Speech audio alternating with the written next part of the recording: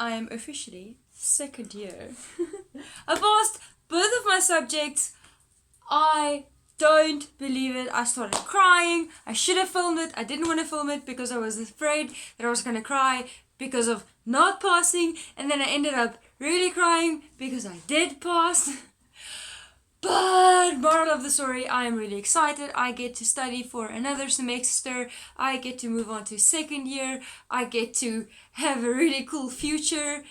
And holy guacamole, guys, you have no idea how much I doubted myself. I do not understand how I passed that exam. I knew I was gonna pass the economics exam, but financial accounting, I was so sick. I had no idea. Like, honestly, I really didn't think I was gonna pass, and I'm so happy.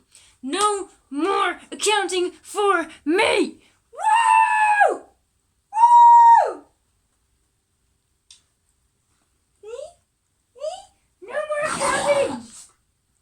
No more accounting! I have a very angry dog.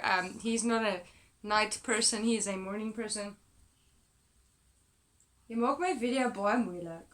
Jy laat jouself baie sleg lyk.